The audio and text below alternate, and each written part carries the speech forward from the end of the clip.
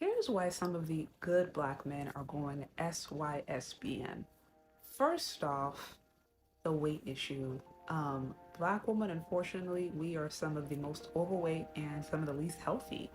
And men usually pass a certain tax bracket. Once they get into a certain class, they have a certain amount of wealth. They generally want to be with women that they perceive as the most healthiest. And again, unfortunately, black women, we are not at the top of that scale. Many of us are overweight, unhealthy, and obese, and that is impacting our ability to get the high value men that many of us say that we want. And so there's the weight issue. Also, secondly, the wigs and the weaves.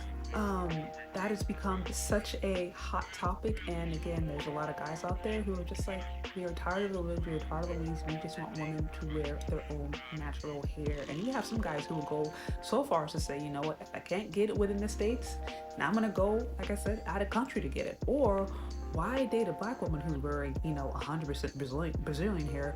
Why don't I just go and get a Brazilian woman? Like, this is how men are thinking. So that's another reason that you have some men who are going SYSBM.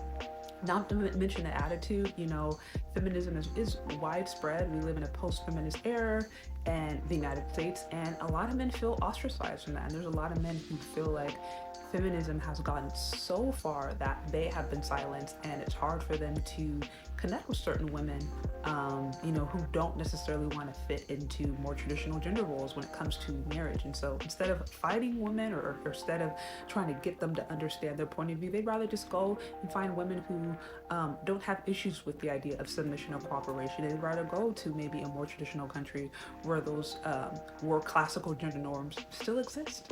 So that's another reason. Again, expectations, inflation, recession is going on.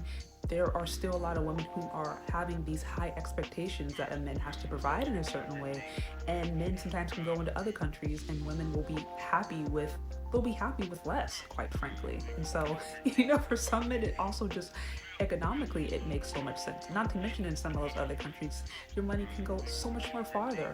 So I mean, and there are so many other reasons, but I would say those are some of the main things that I've heard. And I think at the end of the day, women, if we black women in particular, if we do want to see more relationships with high value black men, or see more high value black men marrying black women, then we have to ask ourselves, are we competing? Are we actually listening to them, and are we willing to meet them where they're at, or are they having to go outside of the states to find what they want? And if so, why? And how can we do better?